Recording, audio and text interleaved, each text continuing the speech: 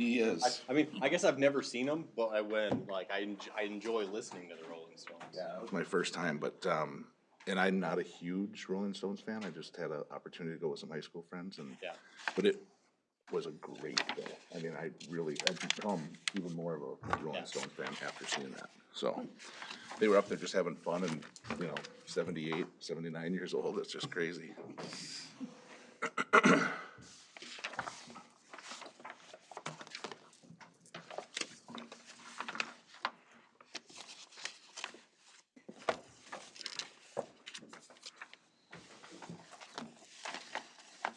Is it a full house?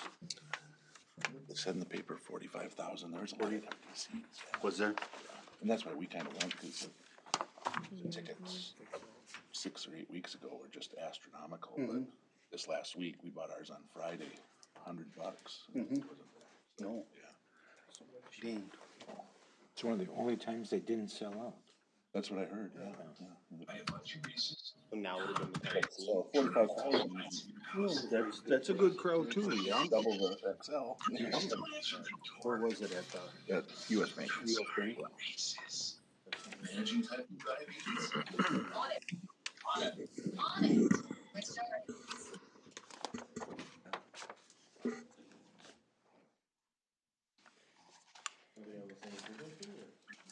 Cardiovascular death for adults who also have no heart disease. Heart attack or stroke. Drugs also lowers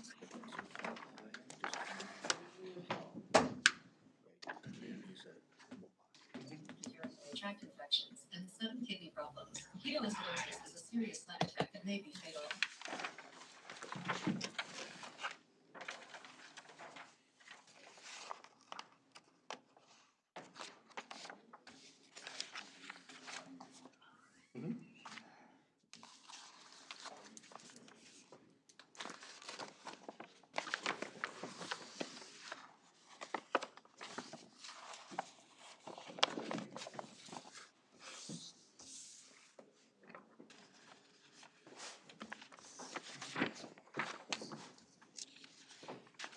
Button been undone all day. I don't know, I haven't looked. I know, there's times I get to the end of the day and realize my fly's down. I wonder how long that's been that way. No, we probably would have said Susan's office. Would you have? Yeah. Because I wouldn't have. I would have let Bruce go all day long. Okay.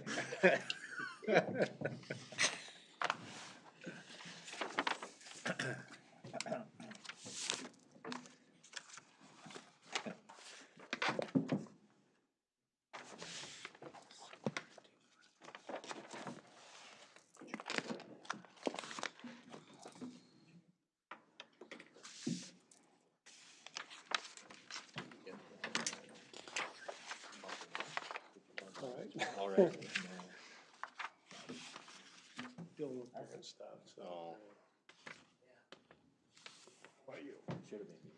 So you get the MEA with the kids, right? Well, I mean, all my Good evening, I'll call the meeting to order, stand for the pledge. in my house. I pledge allegiance to the flag of the United States of America and to the republic for which it stands, one nation, under God, indivisible, with liberty and justice for all. Thank you.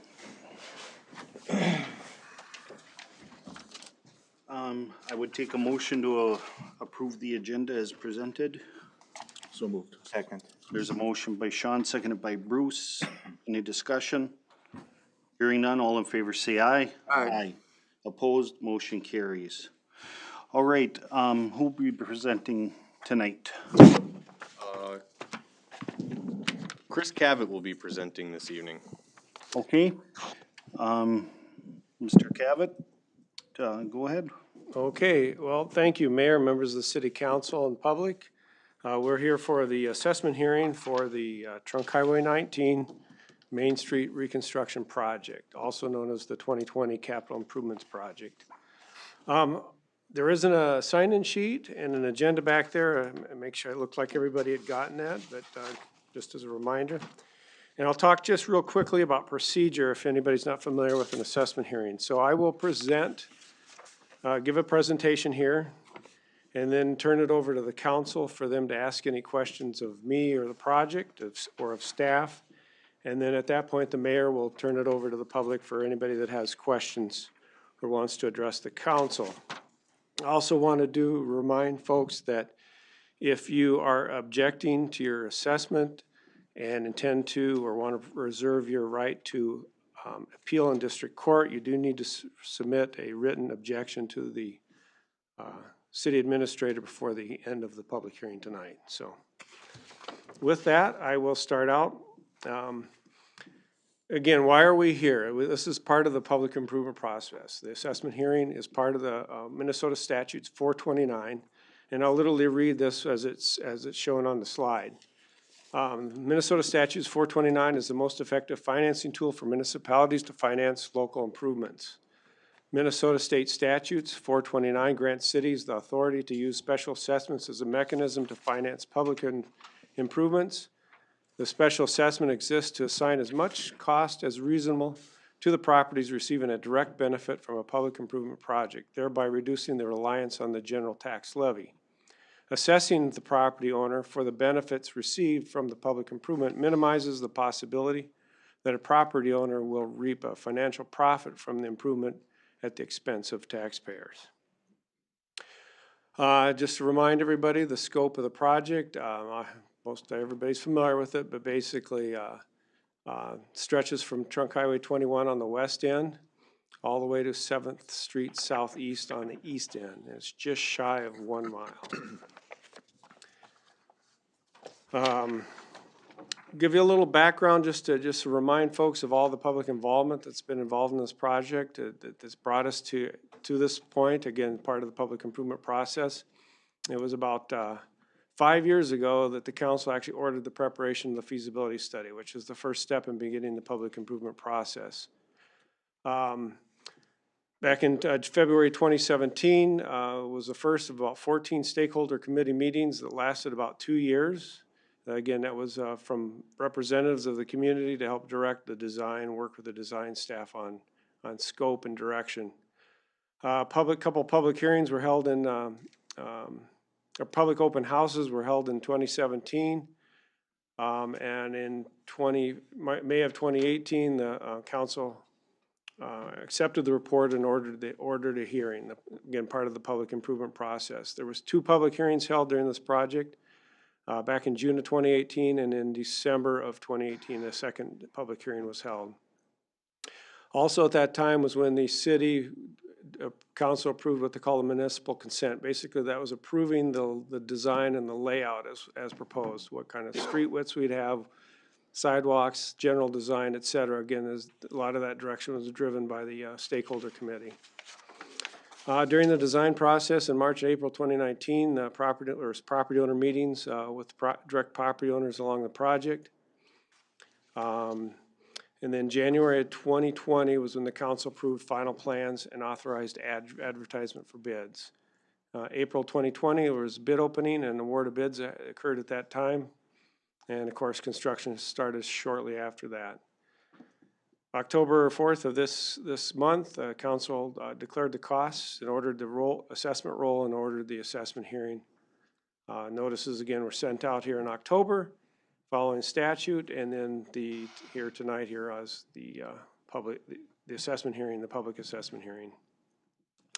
So the improvements that took place here on this project was obviously everything, full reconstruction. Sanitary sewer mains and services and water mains was probably the predominant driver of the project and why the city got into leading this project, because we had basically 100-year-old sewer and water and about 90-year-old storm sewer where there was storm sewer that did exist. And again, undersized and limited. Roadway and streetscaping improvements. And then obviously new lighting was key portion of the project. Talking about total project cost, and that's construction, administration, engineering, legal, and fiscal. And there's actually 2 numbers I do just want to clarify. In this assessment statements that go out is the $14.7 million is the estimated final cost of the bid portion of the project. This is the SM Hensch's portion of the project and all the costs that go along with it. There's actually kind of a separate side project that is included with this is the lighting by what we call force account. So going through the state process, we actually got the New Prague Public Utilities approved to do the lighting install. So all the lighting purchases, acquisition, and lighting install was done through what we call force account. When we include that, we're looking at about a 15.4 million total project cost. And the reason I reference that is it shows what I'm here to show you with the next slides with just the totals at the bottom. So a summary of the estimated projected final project costs. Roadway improvements about 7.8 million or 51% of the project. Streetscaping and landscaping just about 800,000.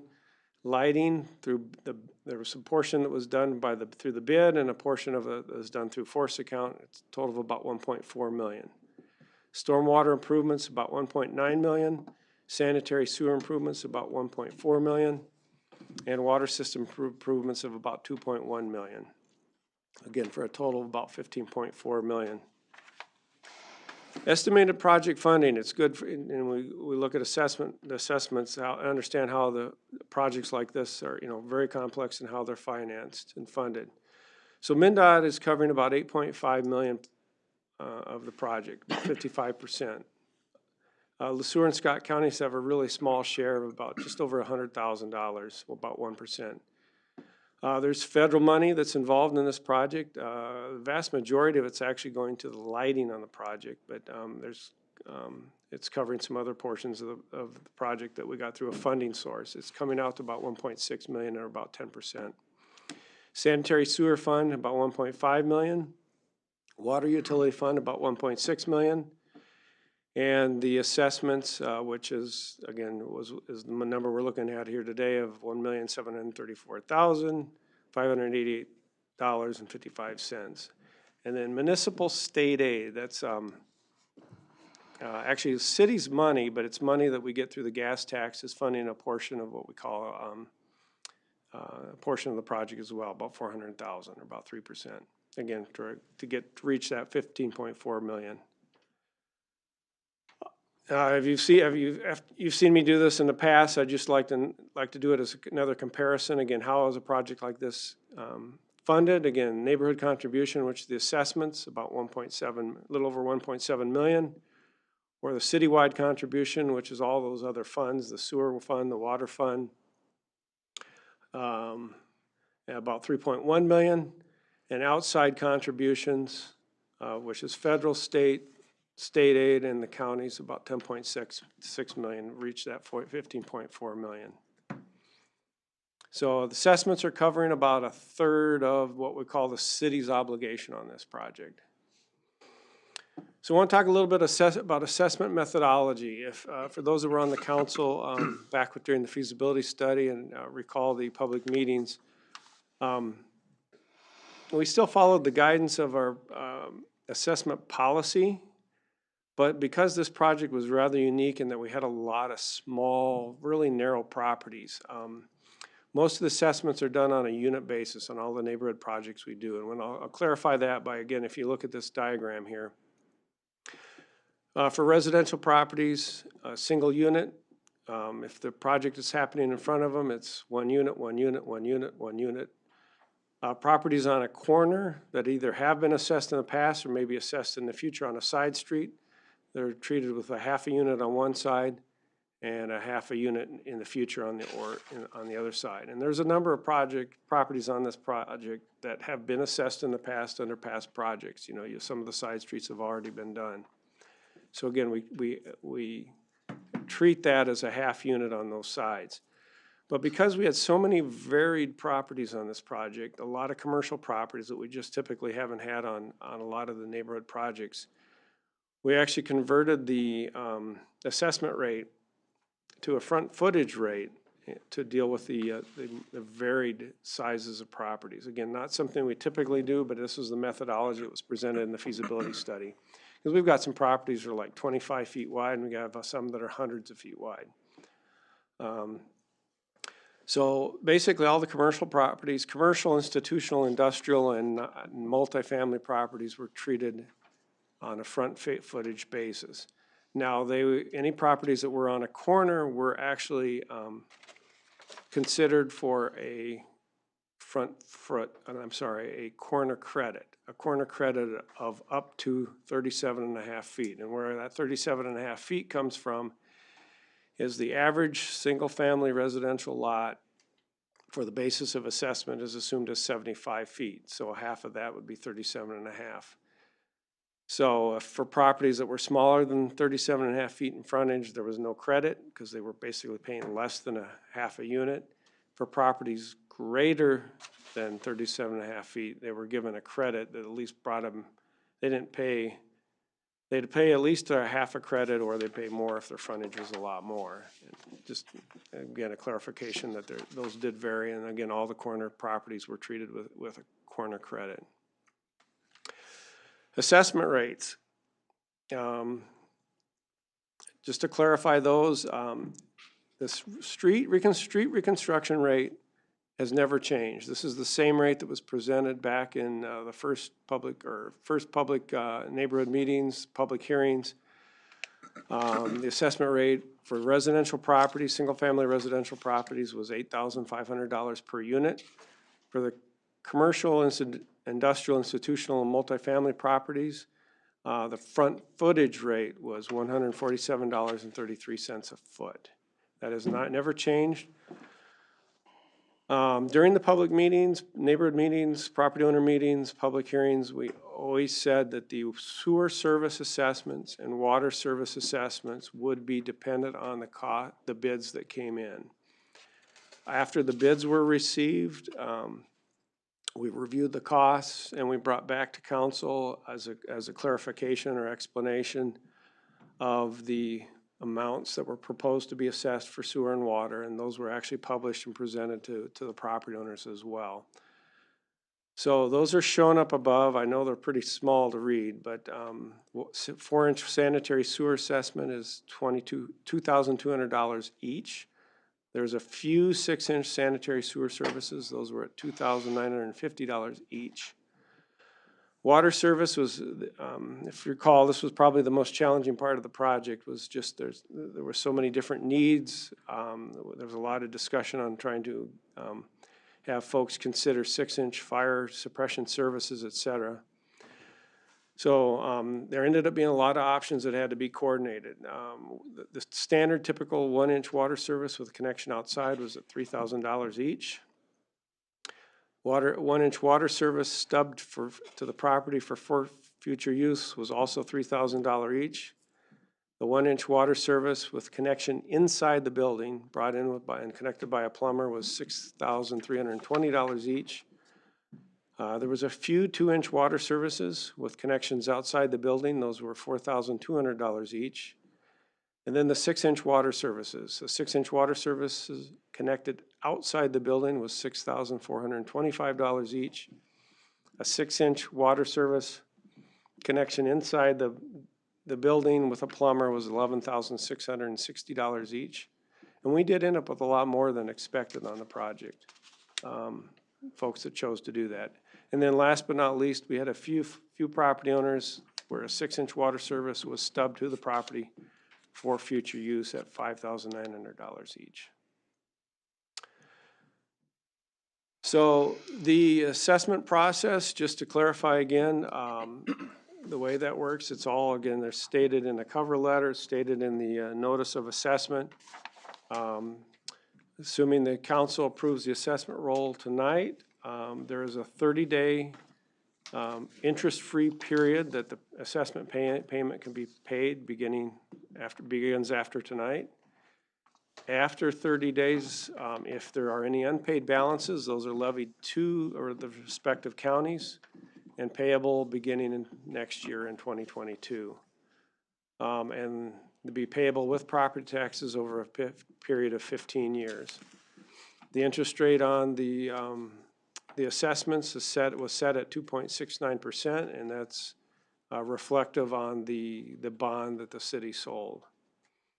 There is an option for deferred assessments for homesteaded residential properties only. And just reminding that deferment does not forgive an assessment. It doesn't waive the interest on the assessment. It just defers the need to pay back the assessment until typically the property sells. Qualify for deferment are senior citizens that are retired senior citizens over 65, somebody that's retired by eligibility of disability, somebody that's on military assignment.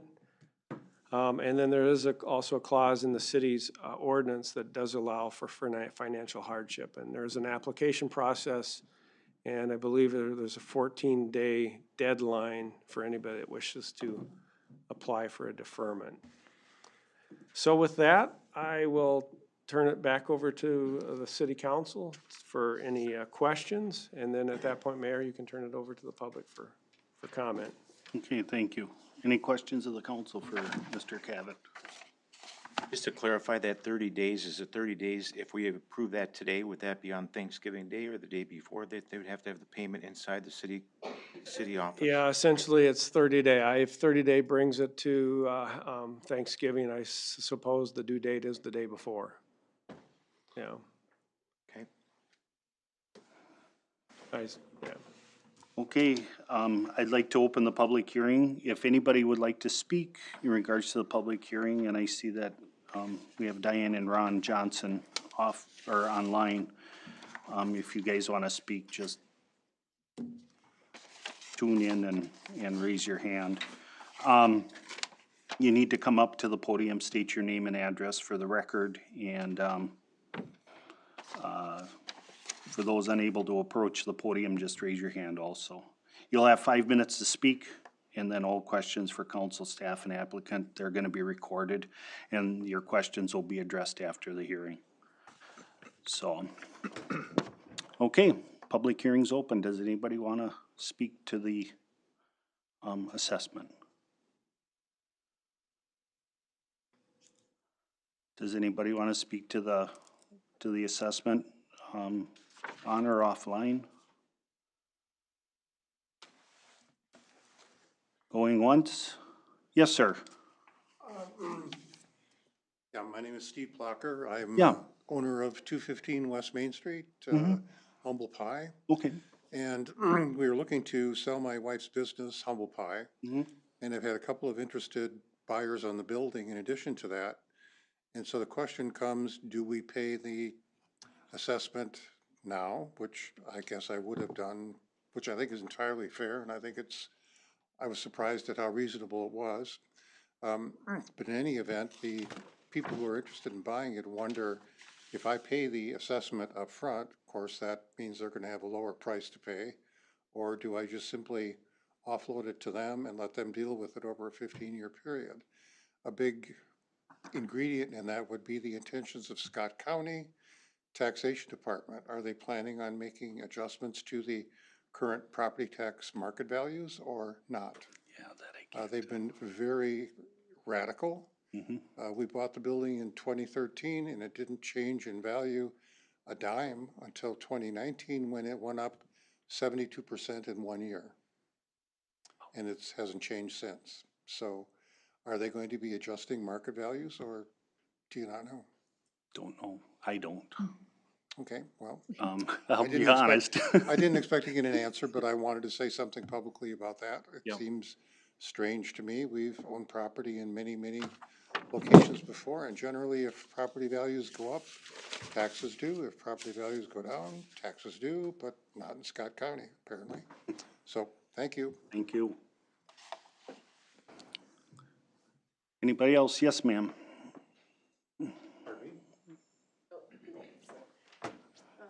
Cynthia Rochelle. I live on 315 Main Street East. Okay. So going to the corner lot, I am a corner lot. So my assessment was 9,400 and some change.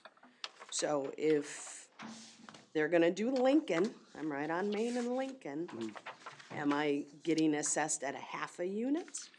If you're on a corner, you should be at half a unit on your assessment.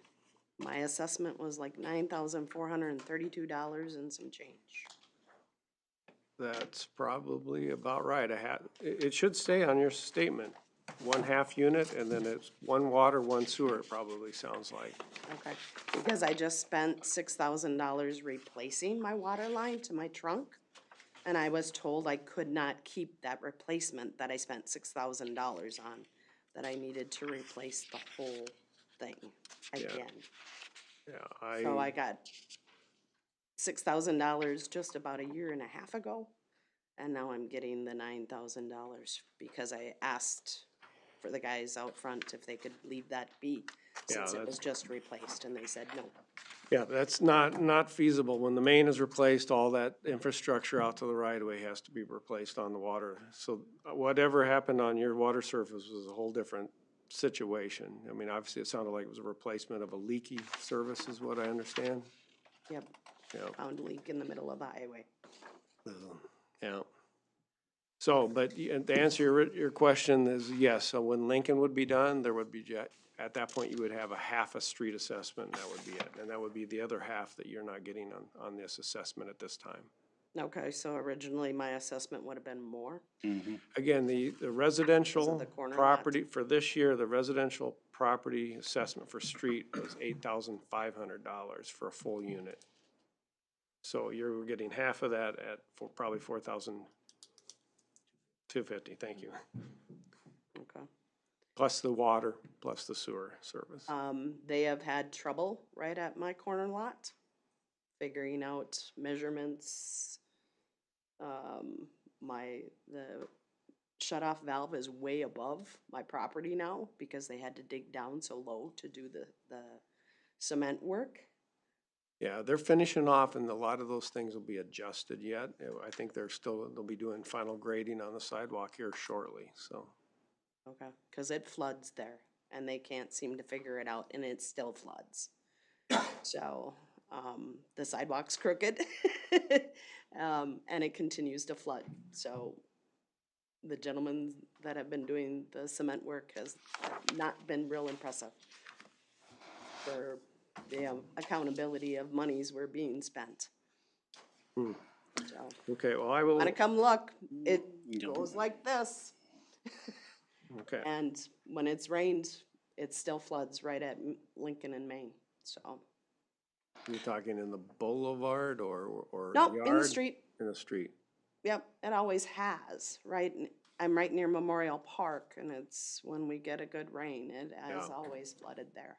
Okay, well, there's a lot more storm sewer and a lot more storm sewer inlets, Okay. so. Cause they yeah. took away the light, but now the light's on the opposite side. Yep.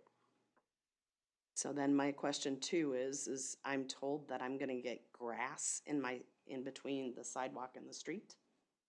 What's the Yes. purpose of the grass? Well, Was not grass there before.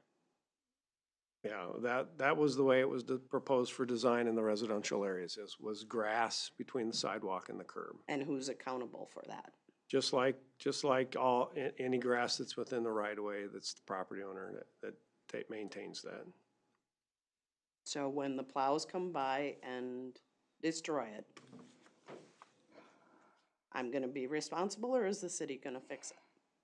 Well, the city doesn't plow that portion of the project. Well, the so, state does then. Yeah. There'll be the main reason is the sidewalk, the boulevard is left, so that there's a place to store snow, be snow storage. And, yeah, the grass it's usually a little challenging in those areas, but that is the preferred. We weren't gonna concrete the state wasn't going to approve concreting everything from curb to right of way. So the preferred is always to put a grass barrier, buffer barrier between sidewalk and street, especially in residential areas. In the downtown, there really isn't an option because that's where everybody's parking. You gotta have sidewalk all the way to the curb, but not in the residential areas. Okay. Thank you. Thank you. Thank you. Anybody else want to address the council during the public hearing? Going once? Yep. Come on up and state your name and address for the record. Cindy Pitska, 401 First Avenue Southeast, but my husband and I own West End Liquor. Yep. And so my question is in regards to the payment plan, are we allowed to pay half down yet? Or is that, I'm not understanding why we can't like put portion of it down, like at least half? Instead of the full or nothing? That's a great question, and as I've always understood it, is the city has not adopted by ordinance to allow for partial payments. So the answer, as I've always understood it, is no.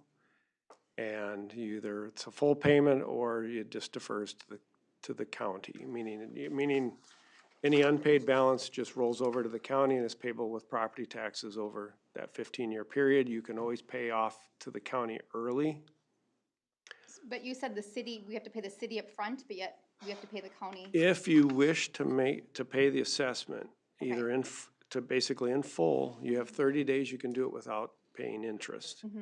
After 30 days, any unpaid assessments are levied to the county and then become payable next year in 2022 at, again, the interest rate of 2.67%. All right. And you can, again, pay the county. You can go to the county and you can pay off the assessment at any time. We always say, though, you will be charged interest until, I believe it's November 15th of that year, no matter when you pay it, whether it's on the 14th of November or January 1, so. Okay. So, but I'm just curious as to why they won't take a half a payment. It's just. It's, as I don't know the total, and I'm not sure you probably haven't gotten into it yet. So my former administrator explained it to me that the city is required by ordinance to adopt an ordinance that accepts or allows partial payments, and they've never done that, so. Okay. All right, thank you. Okay. Any other comments? Going once? Going twice? Okay, I'll close the public hearing. And we'll go back to item B on the agenda. The resolution adopting the assessment. So, council have any questions? Otherwise, I'd entertain a motion to adopt the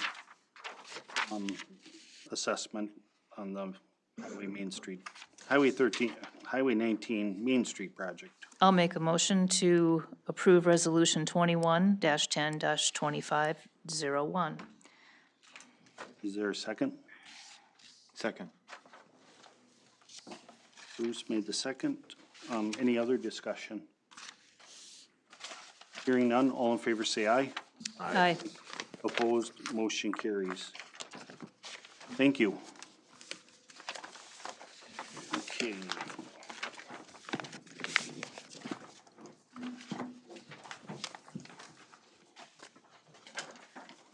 Now, I would take a motion to adjourn the assessment hearing. So moved. For a second? I'll second. Okay, there's a motion and a second to adjourn the assessment hearing agenda item. And then I'm going to call the business meeting to order. I'll take a motion to approve the agenda. So moved. Is there a second on that? Second. There's been a motion by Rick, seconded by Maggie to approve the agenda. Any discussion? Hearing none, all in favor say aye. Aye. Opposed, motion carries. Okay, item number 1, discussion and approval of the 2022 health insurance. Mr. Mayor, just so for people that are here, we are actually moving into a separate meeting now. So Yeah. if you were here for the assessment, You can, free to yeah, leave or you stay can at this stay point. That or would be up to go, you. yes. I'm not sure, Steve, did you get an answer to your question we mentioned? We might answer the question after the hearing. Oh, Did you get did you feel you understand the assessment? I thought the assessment was very fair. Congratulations on everyone who's involved in the project. As far as Scott County and habit of assessing market values to properties, I don't think you can give me an answer there. And I don't think they can either. I wondered if you had a question about the mechanics of paying the assessment or letting the buyer do it. If you had any further clarification of that. It's an option. It goes with the property, so it can be purchased with the property. The cumbersome part of it, the buyer may not be able to, if he's financing, it might not be acceptable to the lender to allow it to be in front of the lender. So that is an issue. Won't have the opportunity of buying a wonderful property. So, I guess at this point, I'm not really sure what I'm gonna do. I would probably have just thought to pay it, because I think it's very reasonable. In fact, it's about half of what I thought it was going to be. But then the practical reality of it is, well, it'll add $150 a month to property tax. So anybody who would purchase a building, I would think, would look at the cost of running the system. So it becomes a factor there. Okay. I was just wondering if you felt to get an answer to the question, because you made the comment that we try to answer after the hearing, and Yep. we kind of went by that. I'm sorry. I didn't really expect an answer from it. Okay. It's gonna tell me tax assessment. But the assessment goes with the land, with the property. Okay. Okay. Discussion and approval of the 2022 health insurance. Yes. Thank you. Maggie asked. Mm-hmm. Thank you.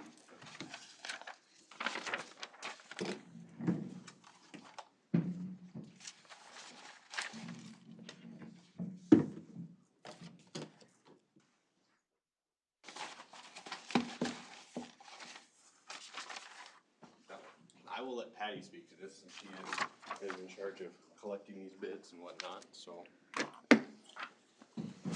I did speak with Justin from Gallagher, and I just brought up to the fact to him that it was not approved, the Health Partners increase of the 6%, and that the council felt that he, as our broker, should have given us more bids to go with. So he was able to go ahead and, as you can see on this here sheet of paper, that he got a hold of Health Partners, well, Health Partners is ours, Minnesota Healthcare, which is Medica, and then Public Employee Insurance, which is PEEP. And he listed the amounts of the increases that those entities were going to charge. He said he got a denial from Blue Cross and from Preferred One. And he said United Healthcare estimated about a 3-week turnaround, which means that after 3 weeks, they didn't know if they would bid on it or decline it, because they're so backed up at this point. Fair enough. I know how busy we are.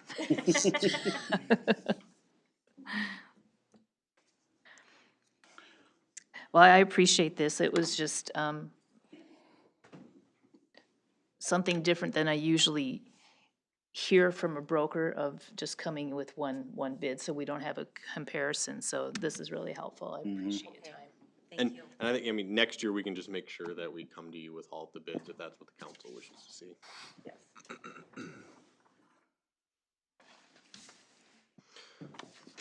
So I guess then at this point, we are still recommending approval of healthcare, or not healthcare, Health Partners at a 6% increase for next year. All right. Any questions of the council? No, but next year not only could we get different companies, but could we maybe get the possibility of looking at, instead of 4,500 deductible per family, if there was a 5,000 or a 5,500, because I don't think that's gone up at all Okay. recently, and that might change the numbers too. And in a budget crunch, we might need to take a look at that. Okay, yeah. So,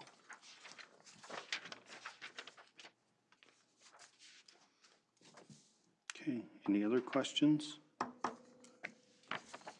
I would then entertain a motion to approve the 2022 health insurance coverage. So moved. Sean made the motion. Is there a second? Second. Bruce made the second. Any other discussion? Hearing none, all in favor say aye. Aye. Opposed, motion carries. All right. Discussion and approval of short-term disability. This is one it sounded like you all talked about in August.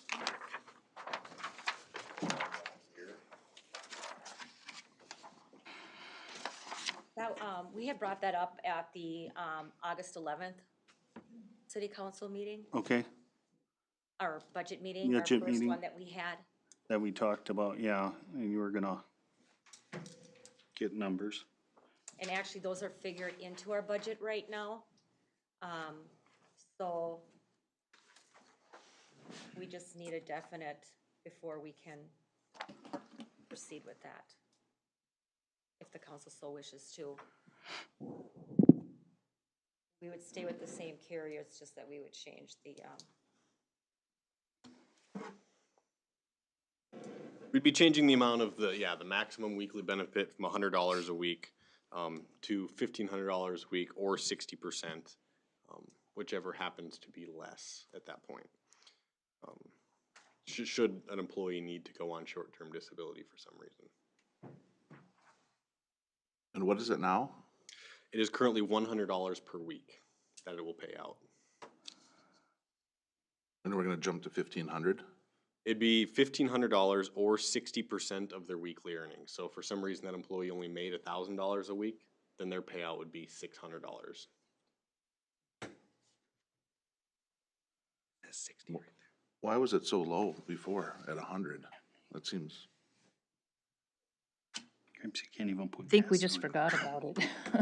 Yeah, You know, Oh. it just kinda kept renewing year after year. Excuse me, I was in the wrong one. We are proposing the 50%, 50%. not the 60%. oh, So Okay. So the annual premium of 88.27.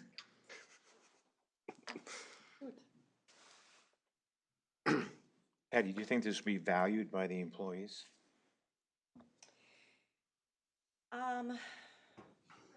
you know, because it's been so poor, people haven't been using it.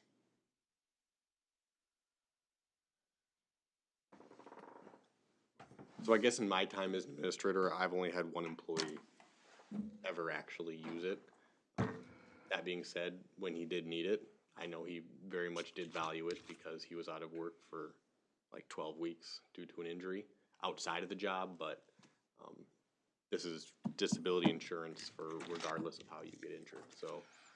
is the city paying 100% of that, or does the employee pay part of this premium? I believe the city pays 100%, correct? And what do most cities do? I think that's a pretty standard across most cities. Yeah, it's usually part of a standard compensation package Yep. that is not paid out of the employee's wages. But if it were a workers' comp situation, then it would not come into play until workers' comp is exhausted, right? Correct, workers' comp is a different Right. scenario than this. and this, they'd have to be out 15 days before it would kick in. Right. Correct. So then most people would use their paid time off Right. before the First 15 disability. days, yeah. And then it would be 11 weeks versus 26. I think it's important to have for employee retention and to attract new employees as part of a compensation package. So the total budgeted amount that you have in the budget is 8827? Is that correct? I just want to make sure I understood that, okay.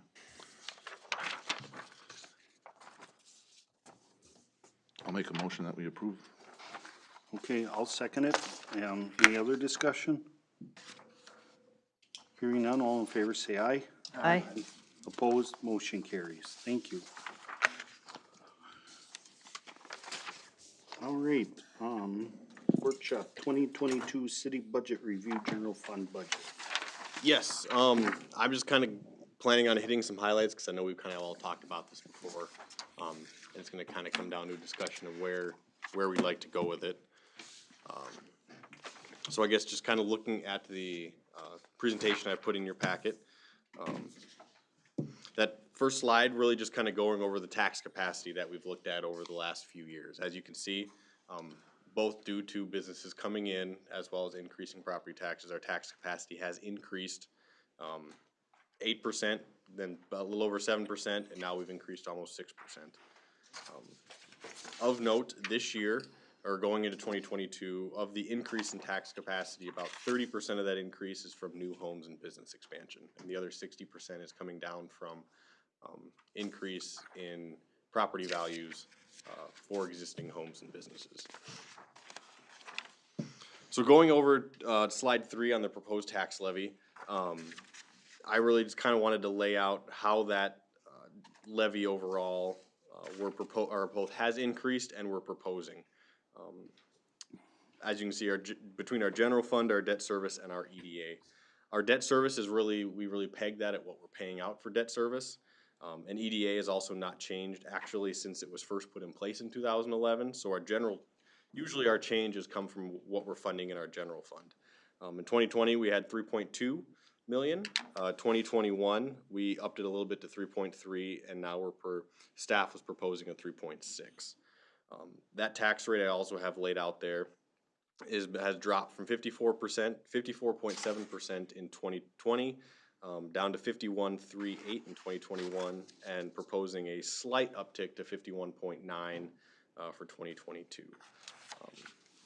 As just a side note for you all, something I've been thinking about, and I've seen done in other communities, and will probably be proposing in future budgets as we have it available.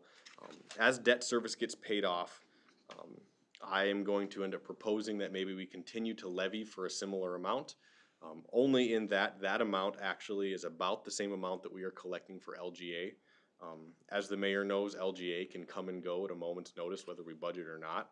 And so I would really like the city to be able to see itself almost get off of using LGA, and right now using more LGA to pay off debt service. But as that debt service comes off, start to save that LGA. That way, if for some reason something happens in the future, we're not reliant on that LGA, but also as we do projects in the future, that money will already be set aside, and hopefully we won't have to bond for it and pay interest and that sort of thing. But that's another discussion for another day on a future budget, just to kind of explain to you where I would kind of like to go with that. Of note, our LGA this year was for next year was certified at $964,655. What do you mean by certified? So the state in July will certify the LGA that they're saying they're going to pay out for the coming year, and then inevitably, if there's a budget crunch in January, that LGA may get reduced. But as of right now, they are intending to pay us $964,655. What was it last year? It was like 5 something, wasn't it? Do you have that number last year? In 2021, 946,819. I think it was quite a few years ago before it took the last hit, where I think everybody budgeted for this amount and it got cut almost in half in January. So after budgets were already set, suddenly cities were scrambling looking for money. So I know since then some cities have been trying to move off of that, where they're less reliant on the LGA, and the LGA is more of a save for bigger projects, and that way if we get crunched, then we're just saving a little bit less in a given year. Where does the EDA budget sit right now? EDA budget, so that's something we did talk about, and when the EDA officially looked at it here, what was it, a couple weeks ago, Bruce?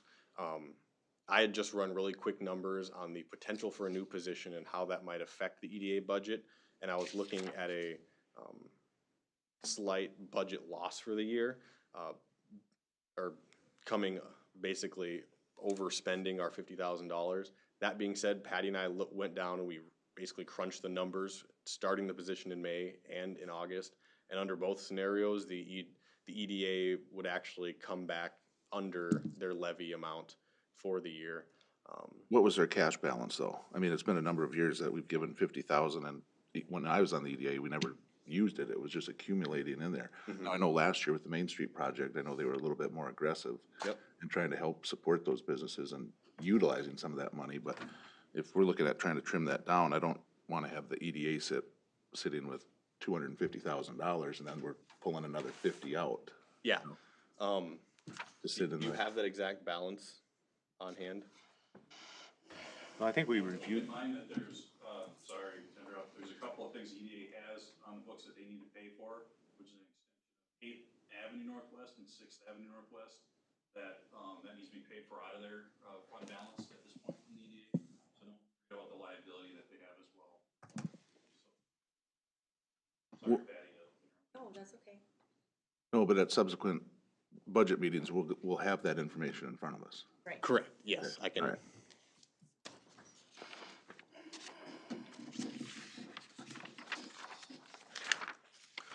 So then going over to the next slide, I kind of wanted to give you a snapshot of what it looks like both cities around us that are similar in size as well as the counties are doing. I highlighted New Prague kind of in green and then averaged out the overall 3 years. It looks like some cities have had much larger jumps the last 3 years, such as Jordan or Elko New Market. If on the other side, La Center, it looks like, has stuck right around between 1 and 2 over the last few years. I know from speaking to other administrators, usually if they have a year where they come in rather low, the next year is a little bit higher to end up kind of making up for it. But the last couple years has also been kind of an anomaly as costs have been both higher and lower than expected just due to the services provided due to the pandemic. But that average for New Prague would be substantially less if we did it over 8 years instead of 3 and didn't include the 7%. Correct. So yeah, so if we went back over the last 10 years, that would actually come down substantially. Yeah, Our average would come down substantially. Right. I think this is interesting information, but to me, it can get very misleading. Just look at this because every city has their own number they're starting with. Could be a hair larger. And some of these cities, and I think Jordan is an example, might be levying for a fire department improvement, or a couple of these cities around us have fire department capital improvements, substantial ones that they've increased their levies to do. And I can't recall which ones, but it's good information, but Well, I know in sure what particular, Elko New Market, the city administrator there shared with me that the reason it's higher is because they're looking for an additional half planner. And he said that they had, it wasn't salaries, but there was something else involved in there too. So it meant, I guess they didn't share why their levy was at what it was for preliminary, but except Elko New Market, that's it. Staffing. But these are just the proposed from the truth and taxation. So Yeah, so these can all go 2020, down. the 2020 and the 2021 are the actuals, and then the 2022 is the proposed. Right. Some of those, I know speaking with some administrators, may come down. Others of them, they think that they're gonna hold a little bit closer to where they're at, really depending on, I know Elko New Market, they were expecting to come down, but he didn't know how much with the proposals they were having in place that they would be able to ultimately come down, so. And then the next couple slides, I really was just kind of laying out kind of the general increases or decreases that we saw across the various departments that are collecting the general fund. Up to this point, in employee payroll, we've talked about a 2.5% increase, and a big increase, a big reason why we're seeing the increase is with the new wage scales in place, most employees are actually seeing a step in addition to that COLA. As well as the health insurance rates that were approved tonight, improving by 6%. Are you gonna be able to break those down, Josh, so we can see? Break. I'd like to see what the average is, instead of just the general cost of living adjustment. If they're getting steps too, that could play into it. I don't think anybody needs 6 or 8% increases. Yep. Based on the new formula. What is it? Is it 2.75% between steps? Yes. Yeah, so yeah, you'd end up looking at anyone who received a step and a 2.5% increase would end up seeing a 5.25% increase over the year. Yeah. And then the cost of living adjustment, why do we base that on percentage instead of just using a dollar figure? So I think percentage, yeah, You percentage know, is, for you, Yeah. I mean, it means maybe a $4,000 raise, but to somebody at $50,000 in the office, it's only 1,200, but correct, they pay the same gallon of gas, gallon of milk, carton of eggs. correct. You know. I think the idea is, the spending amount. So if, assuming that someone spends every dollar they make, someone who makes $50,000 would live the same lifestyle at a 2.5% as someone who made $1,000. The things they buy, in theory, I guess, would be more, and so that they would spend a little bit more money. I think the idea is to try to keep the buying power of their salary to be the same as what it was the year before. But isn't that what steps are doing for the most part? I mean, that's why we build into the STEP program and. I think that's partially why the steps, and the other portion of the steps is to reward basically experience and skills. And so Right. in theory, the longer you're in the job, the more experienced and better skilled you are at it. And so we are willing to pay a little bit more to have that experience and skill, whereas a newer person would require more training and oversight. And so we're gonna pay them a little less because we are having to spend more time watching that person do their job. And in my head, that's why we do the steps, and the cost of living then adjusts those steps to try to keep the buying power of their salary the same as it was before. But you can see where I'm going with it. I mean, I the fully top understand. 6 here Yes. go like this, and then the other 42 people are more flat. They're just a little up. Correct, and I mean, I think that's why many times in cities or organizations, every 5-10 years, you'll see some sort of salary look to see, okay, do we need to adjust people to make things more fair? And I'm assuming that's what happened with the salary study that was just done here back in the spring, was to try to narrow that gap between the top and the bottom that may have been created through the COLA increases, as well as just to make it competitive with the surrounding cities that ultimately you're competing for employees with. But I understand what you're saying, that the top is gonna get a larger raise than the bottom. Right. And that's why I was kind of curious. I think the council should take a look at just having a 2.75% total salary and then divvied it up.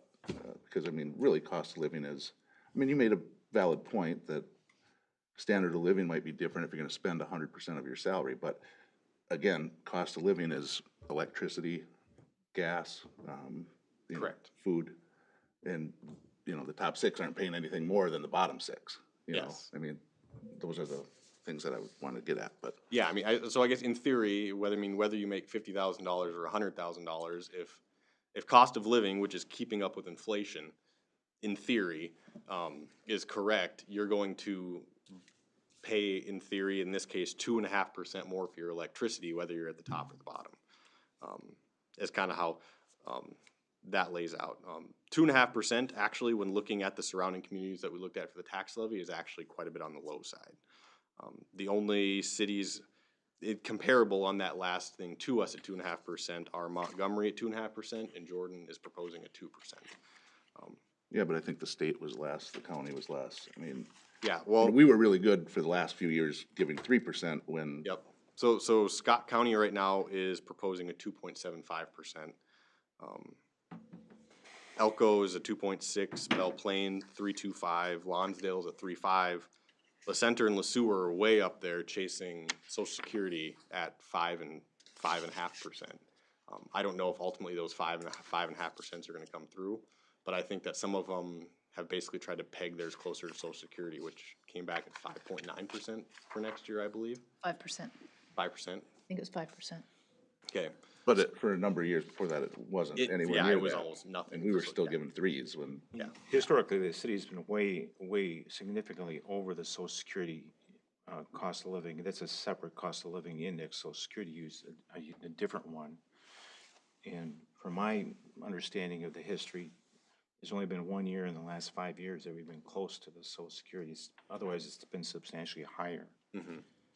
So I'm all for comparisons and things, but then we need to look at a longer history and really try to discuss what cost of living is meant, the definition of it, because historically the city's been over a lot of the other cost of living adjustments that you see elsewhere. And I understand what other cities are doing, but we should have some rationale what we're doing on how we're doing it, because we've been higher in the past, and still with our salary survey, we found we've been low. And so when you say do a fixed dollar amount, I'm not sure that would work with trying to keep our schedule in the marketplace. Because even though the higher paid people might get less, their job compensation is not going to be competitive with other cities if you don't keep a percentage kind of in the scale. Right. Our scale is going to go flat. Right. Well, again, I just look at it from an overall budget standpoint and what we need to be, we can't be everything to everybody. And I don't want to see any of our employees go or jump ship, but if they can get a $30,000 a year raise somewhere else, I can't blame them. I mean, we're going to lose 2 people just to retirement here coming up shortly, and you know, we're going to find replacements for them. Sad to see them go. Liked them both, you know, or still one's still here, but you know, I mean, you know, when that retirement comes, you know, you can find replacements. So, and again, I don't want to see any of our employees leave, but if they can do better, I still have to be have a fiduciary responsibility to the taxpayer. So that's kind of how I look at it. So yeah, on slides 4 and 5, on slide 5, I kind of lay out the various increases in some of the divisions that we saw, and then on slide 6, I lay out the decreases that we ended up seeing. Really, on slide 6, I lay out that our operating expenses, we're proposing an increase of about $76,000, while we are decreasing our capital outlay for proposed by about $77,000 over this year. So really, our $315,000 increase, $323 of it, so more than what our increase is coming from increased employee expenses. Now that being said, such a big jump in that is what I'm seeing is mostly due to the fact that we have very few employees actually at the top of their salary scale, and so you're getting a lot of those 2 and 3/4 step increases as well as COLA built in there. At the end of this year, we'll have 4 employees maxed out in theory. End of 2022, we'll be up to 7, and by 2023, we'll be up to 14. So in theory, those employee jumps become less as we can hold on to employees and they are no longer moving up in their salary scale and may only be receiving cost of living increases at that point. And then also, but then we do a compensation study every 3, 5, 7 years, and then it's readjusted on top of that too. So sometimes, I mean, I believe there were even steps in certain positions in ours that may not have seen an increase, but yes, it's possible that those could be increased every 3 or 5 years, going that way. And then also a large cost is we just have 2 additional proposed employees within the budget that are adding on at least a third of what that increase is.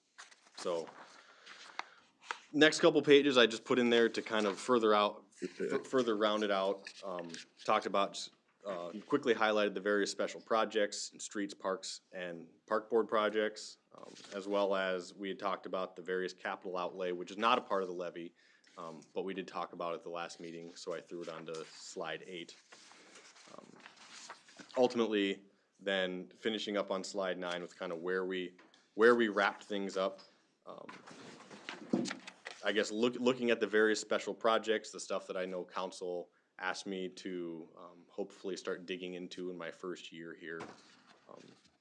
I'm going to come back with I know we proposed a 7.09% increase, coming back ultimately with a 7.04% increase. But I'm open to questions and kind of how we got there. I want to go back. I have a question for Jim on page 5. The 6930 for tasers and dash cams. Is that are we supposed to expect that for dash cams every year, or are these? Part of that lease, yes. Or are they? Doesn't that seem really high? No, it was a 5-year program, and we had bigger money up front. It was $18,000 to get the equipment and put it in place and install it, and then that lease every year is that it's 6,000 some. It might be 6930 there. Okay. I'd have to look, but yeah, that is leasing that, and then also maintaining our online cloud storage for our cameras. So yeah, that was part of that package. But it just seemed really high since the total cost was like 18,000 or whatever, like you were saying. Yeah, And now all of a sudden it's at 33%, but I see that there's tasers in there too, so I don't know if everybody's getting a new taser and they're $1,400 a Taser is piece. another, taser and our body cams were together on a schedule also, Oh, they were, okay. and that's another schedule. Yep. So I guess the other thing that was just included in your draft packet, I know we had proposed a new parks position as well as a new planner / EDA. The parks position is very similar to what we have now. We can discuss the duties if you want, but I know the planner / EDA person, I think we've titled them the community development specialist, here. I included that job description if you all have any questions kind of on what that person would be doing. I know that in my past, I've had great success with somebody who focuses and really comes to learn the state and county grant system. And I've discovered that there's a lot of money out there. We have somebody who can spend the time really getting to know it and figure out where that money's at. In fact, over the last couple of years, my grant writer that I found at my last position was able to secure almost $8 million over 2.5 years for the city and businesses in the community for expansions. And so that one's a little bit skewed only due to the broadband grant he was able to find at the very end. But I know that there's a lot of money out there and because we are not considered part of the metro, that opens up a lot more dollars than if we were considered part of the metro. So I would foresee the new community development specialist, in addition to helping out Ken as well as our EDA, also really digging into grants and kind of becoming our grant expert within the city for us. So is this position in the general fund? Is that included in that It's 350? currently budgeted in there. It is, okay, all right, great. And then how about, and then the new parks? The parks is as well, yes. Both of them, I believe we have in there for May, correct? They did both start May 1st is what we have them budgeted as. So are you going to be doing a presentation on those positions to see if we approve them in the budget or not? Or I was hoping we'd have that discussion tonight. I don't know what exactly you want to see out of our proposals. That's kind of why I included the job descriptions in there, of kind of what we saw those positions doing in terms of keeping them in here. Well, I'm trying to go back in time, and I think it's back in August when we talked about the budget, and then we talked about, and Ken presented the information, and there was gonna be a discussion by Matt and Ken about the positions, and to provide information so we would be able to make a decision whether we would authorize them in the budget.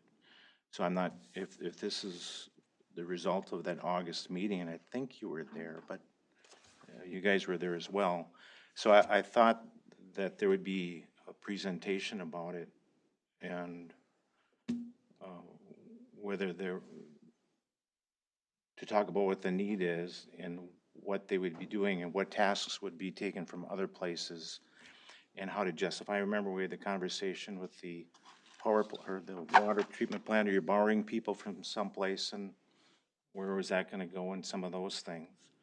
So I know I think Sean brought up the question directly to my position in the parks. Why are we adding one when we have only added, I think, one park in the last 7 years? And why do you need an additional park employee? And at that time, I laid out all that added on things that we've done in the last 7 years, why we needed an additional person, that the demands of what the public expects out of the parks is completely different than 7 years ago. And on top of that, I discussed Main Street with all the flower beds, 30 hanging baskets compared to what we had before. All the things that we're not doing to the baseball field that we should be doing. I thought that was the discussion that we talked about at that time. I didn't know I was supposed to come up with a PowerPoint. I never took that out of that August meeting. I thought it was more just an open dialogue at the time on why we needed another additional parks employee. And I know Ken kind of did the same thing. Well, I do definitely agree with an open dialogue, but I guess I didn't think that was what we're gonna be based on. That open dialogue was gonna be to the extent of the information we would be provided to make a decision upon the two positions. Or I'm not sure if we're talking about a full-time and a part-time. I'm not even sure, but some of that information you provided, I guess I would have appreciated it being in a written form to make the argument why we're adding these new positions. And also to understand the history, what is our history of full-time equivalents at the city, and what are we basing new positions on if we're just doing it on anecdotal information? Where the city's growing, whether it's grown fast before, what's our history been, and what should we be using as earmarks to say that these positions are warranted or not warranted? And as I said before, I totally agree with the concepts, but I guess I would have a failure to describe to my neighbors why we're adding these positions with the information I guess I have in front of me, but. I can say just, if you go off the earmarks, I'm again strictly talking about the parks. If you go off, hey, if you add 2 more parks, you can get 1 more employee. If the population goes up 5,000, you can get 1 more employee. I don't think you can go off of that. It's the demands of what you expect out of your parks to look like, and the demand, or not demands, what you expect, your expectations of what the park should look like. And then also, if you do improvements on a certain item, to keep that improvement instead of letting it just kind of slowly deteriorate back to where it was. So I'm just saying, I think your earmarks, I don't know if that's exactly the right. Can I ask a question real quick? Let me just, I don't disagree with you at all, Matt. I don't even, I'm just saying, what is your rationale? If that's your rationale, that's fine. I can agree with it or disagree with it, but I don't have it. You know, I hear what you're saying, and I don't disagree with that. But let's agree with what we wanted to look at. You have an understanding what that is, and you therefore need another person, but it's kind of hard for me just to hear what you just said and try to translate to my neighbor and say this is why we're hiring another position. I mean, the new positions is the most expensive thing we do here is salary. So and that's why I'm kind of saying the same thing I said back in August. That's why I'm hoping we have a presentation to describe, and that's also why I said, is this enough time for Josh to analyze our personnel here and say we need these positions? And apparently you're at that position where you feel comfortable we need these positions. I'm looking at talking to both Ken and Matt, kind of looking at job duties. I'm comfortable with it, but I understand that I'm also in it day to day and am kind of collecting information on a constant instead of kind of in one setting like you are. So if you all would feel more comfortable making that decision after kind of a much more in-depth discussion where we can lay all the information out on the table, that is something that I can definitely provide for you all. Well, that's how it's typically been done in the past. And just to parlay off Bruce's comment, Matt, who says people are expecting more out of their parks? And I mean, you might get that all the time. I've never heard that, but I certainly believe you if you say that to me. But that's a question for us to say, well, there's a certain percent, there's people that want a new sheet of ice too. And there's a very vocal and loud hockey contingent in this town, but yet the money isn't there.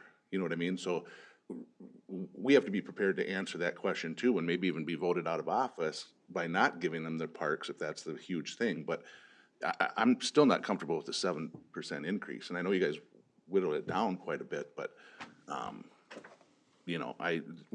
I'd like to hear, again, to Bruce's point, what your priorities is. Is it a new plow truck, or is it going to be a new employee? Or those are the options that we should be taking a look at in order to get that down a little bit. Rick had a question too. Well, when I was reading this, I thought this was the position where Ken had his assistant and Matt had a different employee. So all of a sudden we're mixing it all together. Is this? No, this is Ken's. No, I didn't include the parks maintenance in there because we already have parks maintenance workers. I included this one in there because it's a brand new position we don't currently have. So this has nothing to do with Matt's position in the parks? Correct. This one is just Ken's position. Correct.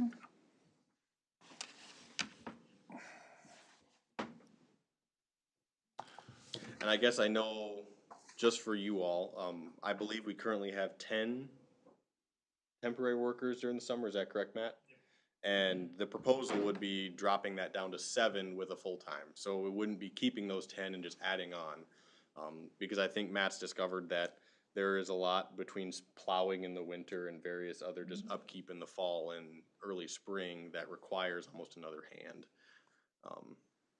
for that replacement. Whereas putting him in there, we could kind of offset that by pulling some temporary summer help out. So Matt, if this were filled, then you would have 2 full-time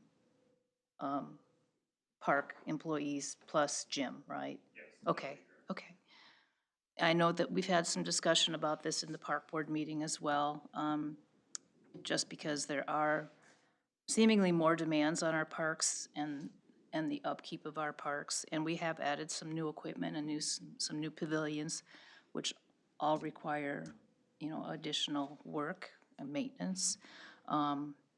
We didn't really talk about it, in depth about, do we absolutely need another park board employee? But there seems to be an uptick in demand of the maintenance of our parks. So I think that's probably fueled some of the discussion here tonight. Well, and that could very well be. I guess I would just like to know what those demands are. To be honest with you, I haven't my kids are grown, I don't spend time in the parks like I used to. So I don't know if things are really run down and beat up. I haven't seen the new glider thing yet and whatever else, but I guess instead of just saying people are demanding more, because I really haven't heard from anybody outside of people wanting, or a few people wanting a dog park. Other than that, I haven't heard a thing that said. You don't get anything from the baseball team? No, I really don't. And I talk to a lot of those guys, but I'm not saying that you don't. I mean, they might come to you too, but no, I don't think I've heard. I think ever since we put that money into it, I think they've been pretty happy overall. I mean, it's maybe not target field quality, but I think as town ballparks go, ours is pretty nice, I wanna keep it that way. Oh, yeah, absolutely. So that's all I wanna know is what the demands What are. I thought I spelled out for you at the August meeting was, like I said, Main Street is a big thing, with all the planters out there, all the flower beds. Mhm. That's gonna be another added on that 2 people pretty much need to maintain. Again, from almost end of August until now, where I have a street guy that's been down there for the last 2 months, working for them. And yes, the street department does struggle those 2 months, because we are also trying to get plowing equipment ready. Our maintenance is falling behind a little bit, because we have an additional guy down there at all times for those 3 months out of the year. Again, I talked about the baseball field. Is the baseball field as good as it was 3 years ago when we did the renovations? Absolutely not. Really? What, for example, what? I'm curious, Weed because control, we don't spend nearly Oh, as much time. okay. I mean, if you're literally out on the field, Yep. we have so many more weeds than we did 3 years ago. Okay. Because we were getting it ready for the state tournament, and council approved the $1 million renovation of it, which involved many things. Mhm. But you have to upkeep those things. We can't keep on putting money into something and just say it's good to go. You have to maintain those things. And we keep on adding to the parks, but we don't add help. And you can't expect 10 high school kids, college kids, to have the pride that a full-time employee does as a high school kid. It's just. That makes sense. That's why I keep on saying, I would love to get one extra full-time employee, and I'm more than willing to cut part-time help, because I know the pride level, and we'll get so much more out of a full-time employee. On top of that, Jim spends a month and a half training in kids. Well, that's not smart, that's not how business should work. Sure, no, and that makes sense. That's all I needed to hear was something like that. But I guess I can fill out a PowerPoint if that's what you guys are asking, but that's what I thought I did, so I didn't come here going, I'm done, I thought I presented those items to you, so Yeah, I just wanted more detail that which you just provided to me, so now I start to feel more comfortable about, I didn't know there was a weed problem out, I haven't been out on the. I'm just saying that, absolutely, and then we do a lot of top dressing, something we've just started doing the last 5 years after the council approved us to get a top dresser to keep the baseball field. We do it on the softball field. These are all items that we've never done. We do it on the soccer field at Settlers Park. Those are all done 2 to 3 times a year. That's something we have never done until like 4 or 5 years ago. But when you do these items, now you take another full-time employee that we only have 2 of, and they have to do that roughly a week and a half in the spring, a week and a half in the summer. So these are added items that we never did before. So, yeah, if we keep on adding more and more jobs to maintain what we have, you gotta have help sooner or later. Right, no. like I said, Matt, I don't disagree with anything you're saying, but I do think it's deserving of a written document of some sort, a memo. The staff is very good about writing memos. I don't need a PowerPoint, but I do think the rationale should be provided by our city administrators as far as why these new positions are needed. And I think you guys have thought through it all, probably, but I don't think it's fair to us to have to just try to take all the verbal information and try to make assessments as far as, well, what did the city do 5 years ago when we added more park space, or 10 years, and how did we grow? And, you know, we have to kind of think through that, because that's our responsibility to monitor and manage that part of it, so. And so, yeah, I guess if it's something that the council wants provided to them, I can have written rationales provided to you. That's my take. I think everyone else can speak for themselves as far as what they desire, but then I have comments about this particular job description as well, but, so if anybody else wants to respond to Josh's comment. I'd like to see that information too, Bruce, as well. I think that'd be valuable. I know the boards and everything I've sat on for years, it always seemed to work better with documentation, which I know Matt and everybody, you know, you guys do enough of it, but then it can be showed in minutes and stuff that staff put thought into it, and I know you have put thought into it. It's not coming off arbitrarily, but.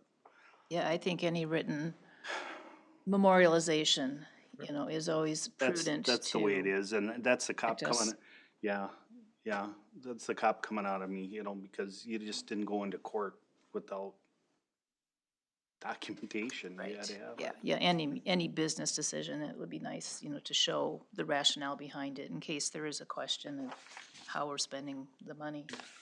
Yeah, the only thing I just want to say, obviously this is my first year as a director.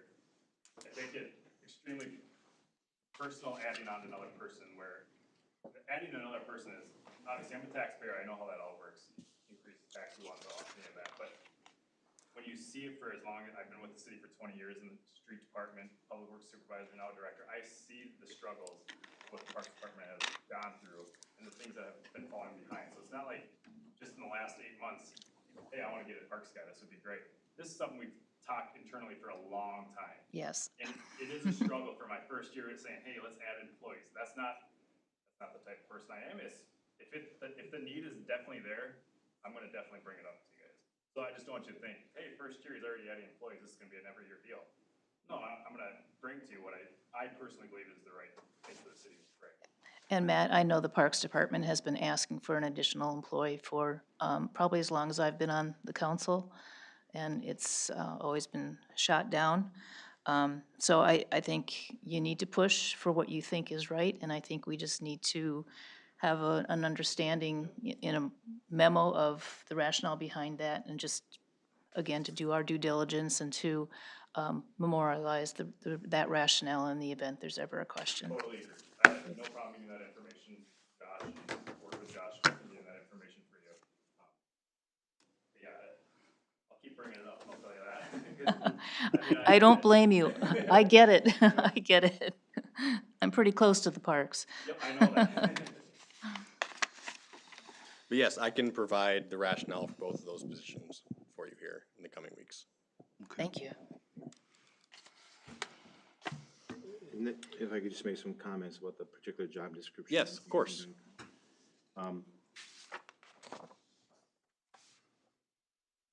My kind of understanding is, part of this is to free up some of the duties Ken has, and which I'm in favor of as well. I think the position, to me, seems probably a little higher level than I would have expected that we would need. As a specialist, I'm not sure if that denotes something unique in the city terminology with cities, a specialist, but I see the descriptions and essential functions, many of them start with assist, so it's not a primary a lot of the responsibilities aren't primarily theirs. They're assisting other duties and tasks, which would lend me, as I read this, to probably start with a lower grade position for the types of things we're doing if we're trying to offset some of the tasks from other people, either from you or Ken. It doesn't seem to be a position that would need to be a grade 12, which, as I understand it, it's 60 to 80 some $1,000s a year. But That's to me, I think we can, and the staff here, historically, in my mind, has done a very good job of training within and bringing people up. And I see this position as a position that could possibly be something that could start lower, especially if they're involved in permits and more task-related activities. They could be trained up instead of starting with somebody at that higher level. And I think we kind of maybe took this from some other cities. I think, Ken, you mentioned Jordan and some others. Yeah, so we have not graded this with our AEM for the actual position grading. So that estimate on that pay grade 12 is based on Elkhorn Market and Jordan that have this economic or community development specialist type position. Now what you're saying is, and as you look at the job duties, as we've kind of edited it back, it is more of the assistive position. So it is possible that that could get brought down, I don't know, maybe 2 grades, maybe 2 to 3 grades or so. Well, I would. Graded, it's really hard to say that, and we didn't want to go to that level till you thought, hey, those duties look like that's something we can do, and obviously we're going to be getting you more detailed information. I've got plenty of it to back that up, but yeah, it could very well come in lower. We just had no other estimate. Right. Other than there's a couple of cities in the area, and that's what their position does. Now, albeit they shift that around too. Elkhorn Market was just developing a new position that was based off this, so they haven't even gotten into it yet, obviously, because they don't have that person. That's part of the difficulty as we talked about this, and Josh just coming on board. I think it's difficult for Josh being this new to try to have a good grasp of what all our positions are and what their duties are and what's the most efficient and effective way to use our talent. But my vision of this, and I looked at some of the League of Minnesota positions that are listed out there, and there's not a lot of ones that are really ideal or unique or similar to this, but there's some that are EDA related. And they're probably a little lower level than this. I'll say, I think, common titles for this type of position range anywhere from like city planner to EDA specialist or community development specialist. It really almost depends on whatever the department they're housed in. Yeah. But a lot of them end up having the same job duties if you're looking for similar positions. And to me, just visioning it, I see this more as a community development assistant position than a specialist. I think specialist connotates much more than we need it to be. I don't feel we need somebody with a master's degree or desire someone with a master's degree. I think if we put that out there, we're advertising too high. And I think that is coming from master's degree in community development has almost just kind of become the standard. It's kind of how I got into city government is I wanted to go into city planning and that sort of work. And it's basically like, well, everyone has a master's degree. So regardless of how you title it, those are the people that are going to apply for your job. You'll find very few people that don't have a master's. Urban planning, community development. Well, I know you had an intern, and I'm not sure what that intern's gonna do, but two years from now, whatever that person's doing, 2 years out of internship is kind of or 3 years is kind of what I'm thinking of. And I don't think that person's gonna have a master's degree. So that's where I'm coming from. They will have a master's degree. So I'll give you an example. Any intern I've had that has not had a master's was actively working towards that. It's kind of a given at this point for this type of work. Like it or not, that's just how it is. Okay, to me, it just seemed like we're shooting too high, but nevertheless of the title then, I just think the task and the things that we thought about were at a lower level than what this is kind of describing to me. Don't put too much into the title. We were changing that even as Friday.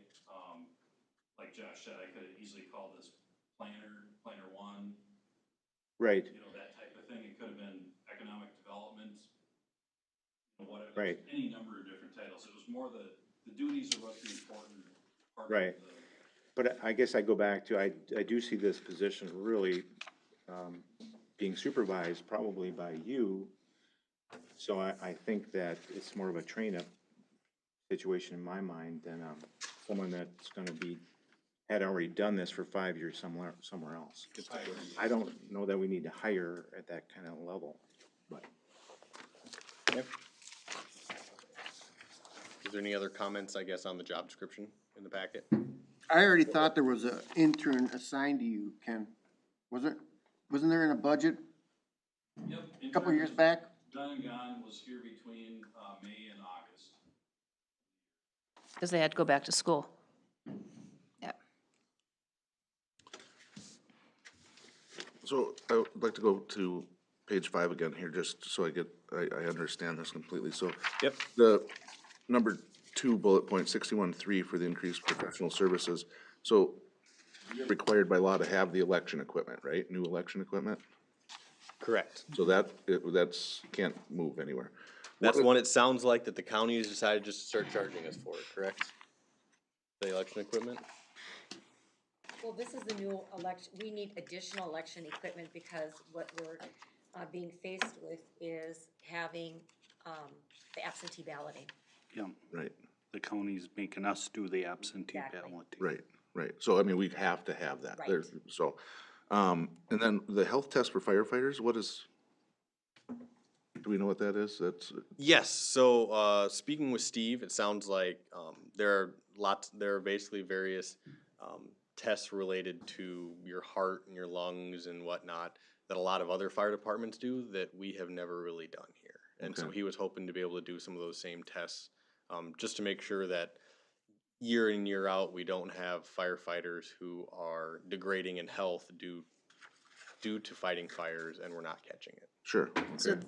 can I ask a question? So they don't have to have that done as part of their annual physical? So, yeah, so I think there's some of those things that are probably done, but I know, I mean, I've gotten like 2 physicals in my life and they involve me going in and the doctor saying, how are you feeling? And like that was, I'm assuming that their physicals might involve a little bit more. This, but- they put them through an actual stress test and all kinds of other stuff. I know they did it here one other time. I think Jovan was the fire chief the last time they did this. So, And then, I guess if we're gonna potentially look at where we can skinny this down, can you break out what the cost is for each one of those? Like the comprehensive plan, it'd be 15,000, and the facility study might be 15,000, and the recreational study might be 20,000 or something, because maybe we'll have to only pick one as opposed to doing all 3 this next year, and then maybe Yep, come up and with I a plan believe to we do have all the those next numbers ones next broken year. out, don't we? So that's just some of the information I'd like to Yep, take a look we at, so had it we in can previous make the packets. choices. In terms of budget, do you have that sheet in front of you right now? Do you want it? Oh, yeah. Right there. And then go transfer that money from Fund 499 to take care of that. For, you know what, you wanna read that out? So what happened, is we originally had, budgeted money for the facility study and the recreation study at the total cost, and then the swimming pool demo. And we decided that, okay, well, let's go ahead with that, but we'll just take the money from the Fund 499 to pay for it. So what I did is I kept it in the budget, but then I also put transfer of $90,000 into the budget. From 499? Okay. Yeah.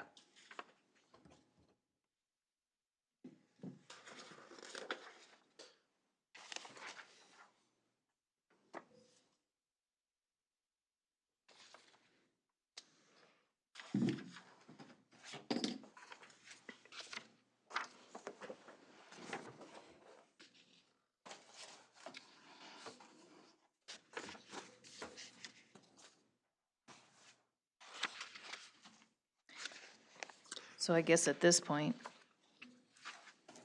we don't really need to make a decision on the final levy until we get some additional information on the two proposed employees.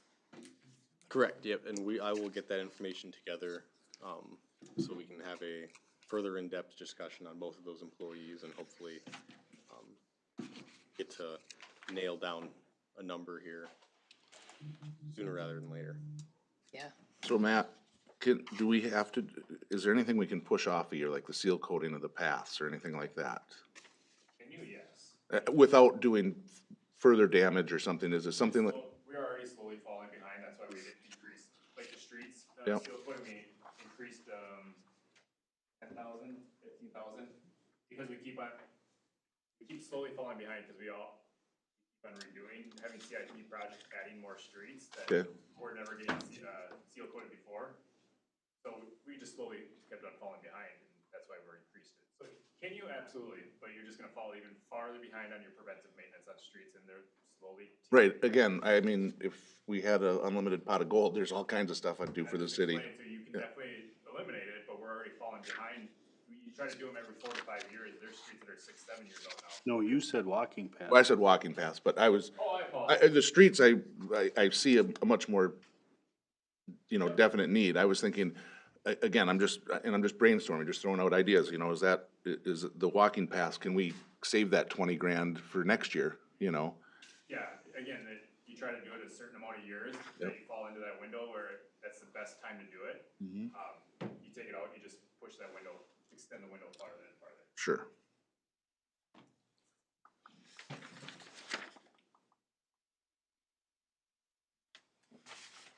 Yeah, I said 160,000 for all that seal coating, wow. Is that because of petroleum, the cost of petroleum now, or? If I remember, it's 140 for streets, 20 for, sidewalks. I'm pretty sure it's 125 for streets last year, and we increased it to 140 because of those items. The sidewalk, the 20,000 has always, it's been 20,000 if I remember it for a few years already.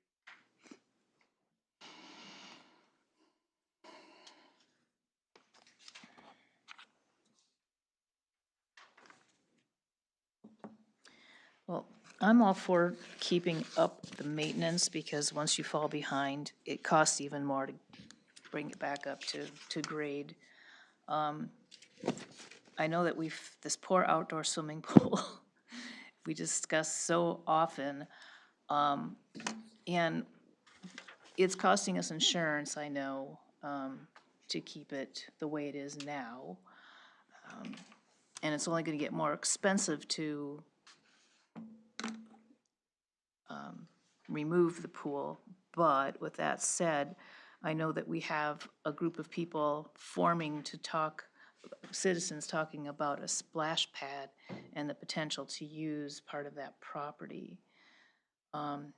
So does it make sense to destroy that pool, fill it in without knowing what that parcel of property may be used? I think the thought is regardless of how the property gets used, the swimming pool's gonna have to go away and be filled in eventually anyway, and, like you said, the longer it goes out, we continue to pay insurance on it, and I'm assuming, like most things in life, that the cost of demoing it's gonna continue just to go up as it sits there. Yeah. So I think that's the thought of getting it out and getting it back to bare dirt. Is that a definite, or that's an estimation? 65 grand? Estimate I got from a local contractor that came out with the site and everything.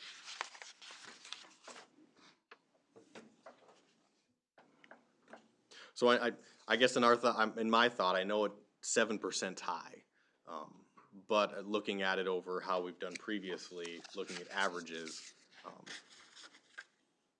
I was kind of hoping it would be a blip on the radar compared to future years where we can kind of come back down again.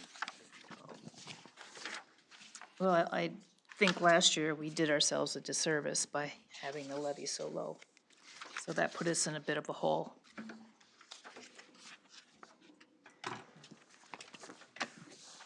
I think that levy was right in line with the last 10 years, but Well, even the last 2 years, we were at 2.86 in 2020 and 1.18 in '21. That's because I think insurance went down that year. One of those years, insurance went down drastically for us. So I think over the last 8 or 10 years, the average was like 1.49%. Which admittedly is pretty low for what you see across a lot of levy increases at any level.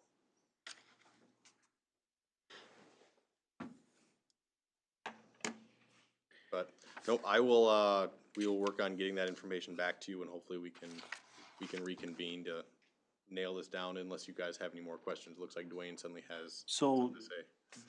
the big pumps went out at the wastewater treatment plant. We had to fix them, replace them, whatever we did.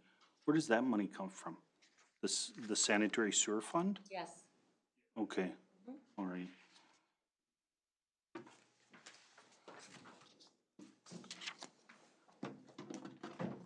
Yeah, so this budget's looking a lot at your administration, your parks, your streets, and your police are kind of the ones that are the major things that are covered by this particular conversation. So are we gonna look at our calendars and set another, I don't know how long it'll take to get some of that info, but. November 1st is the next council meeting, You want which is. to do it before that, or? Which is. A week from today. A week from today, Yep. so It sounds like you were gonna be out on the 15th. on the 15th or coming back on the 15th? No, I'll be out on the, I'll be out on the 5th through the 5th, or through the 17th. So I'm gonna be gone, are you gonna be here? So, on the 15th would be.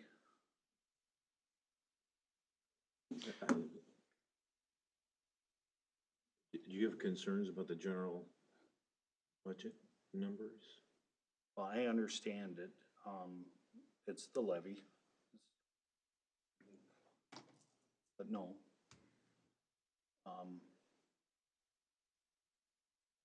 What did you mean? Well, to me, in my mind, where I'm at is, the tax rate is a little higher than I would have liked it to be. I would prefer that we would have kept it the same. But I do, when I'm going back and looking it over, I see that staff made some significant changes and we're taking money out of, whatever that 499. Capital projects 409 fund. or whatever fund, Yep. to do some of those things, and Yep. that was an effort to reduce the levy. Yep. Part, so there's been a lot of work done there. So I don't have a lot of questions about some of the details. It seems like Sean might have more chipping away that he would like to see done, but I don't. I have more concern with passing our blessing in these positions, and my position on the positions was more of a timing thing, and that we established the rationale for getting them. I preferred that we waited later in the year so it wouldn't affect the budget as much, but I'm not gonna quibble with that, so I don't have that, but if you're not gonna be here at that meeting, I'll be here at the 1st. so I'm not sure the timing, what you're thinking, but What were you? And we have all the information we could put together for the justifications. That I don't think it's gonna take us overly long. It's just a matter of putting all the words in my head, swirling them down on a piece of paper. So I don't. Could you start the meeting early? 5? sure. I just don't, my feeling is I don't see that the council has a lot of questions about the budget, Correct. except that Sean seems to have more than Well, I others. just to be honest, I'm not happy with the 7%. I know that they did make significant changes, and I appreciate that, but my feeling is if we can chip another $20,000 or $40,000, and maybe we just do one of the feasibility studies next year as opposed to all three. I just want to have those discussions, and those, the other four might totally disagree. We need all four of them, let's do them, or all three of them. But if I can save $50,000 or push it off a year and still not affect operations to a significant point, then I'm willing to do that. And I guess my thought is, instead of getting down into the details of let's take this study out, let's take this one, and maybe you guys would see this differently. I guess I would almost prefer you guys say, hey, you know what? Let's take $35,000 out of this. And then let me go back to the drawing board with staff and say, okay, what do we think that we can lose? Let's start with that number. $35,000. What would $35,000 do to the budget? Oh, I just put mine away, so. a little under 1%? Yeah, well, I guess we'll. Levy is 4.6 million, and so you can figure every $46,000 is gonna take 1% off.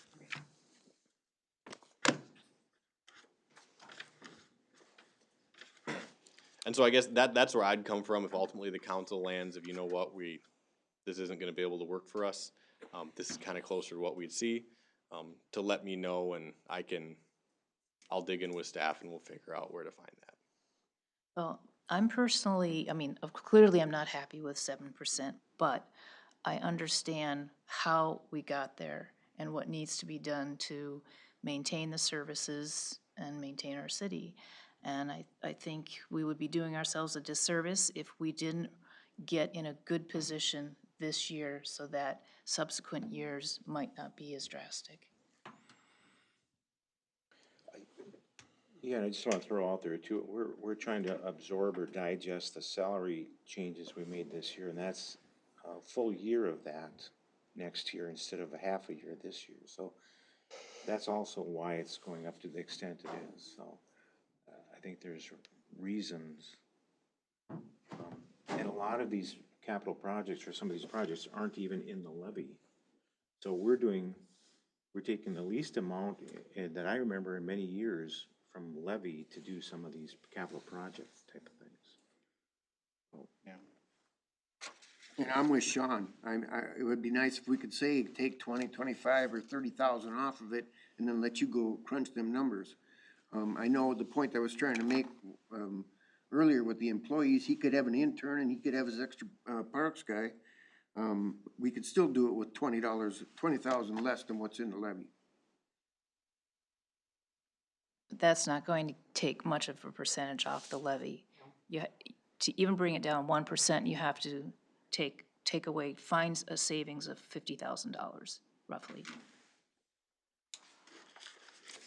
But, and I think some of this stuff, like, okay, so the studies, I know we got them budgeted.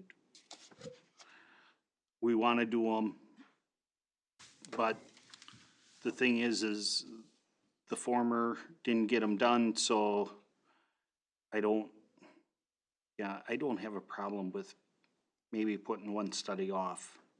Well, just to remind you though, that those two studies Yeah. are coming from that Fund 490. Oh, that is, that's, part of and I that see, transfer. I even wrote it here. Yeah. Yeah. There's very little that would affect the levy that hasn't already been put somewhere else. So, forget what I just said. Well, then it's gotta, I mean, It's gotta be the streets, the parks, or the park board. right, Picnic tables, seal coating. the 30,000 for the basketball court, maybe that has to wait a year. What if we only did half of the, seal coating on the, pass and, cut the aluminum, picnic tables down to half? I mean, but that's still not gonna trim enough. So the North Side Park, we've already escrowed money for part of that project. And if you live near the park like I do, that court gets used every day. And for multiple hours out of every day, and it's in horrible condition. And that too has just been kicked down the street for a number of years. And at some point in time, I think it just needs to be taken care of. It's deteriorating, it's uneven, so it's becoming potentially unsafe. And this is part of our whole maintenance program.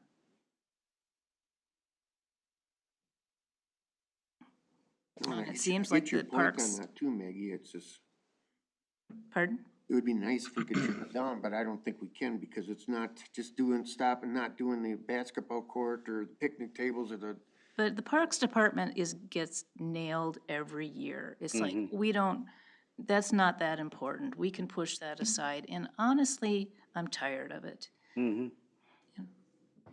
It's important. It's an important amenity to our city.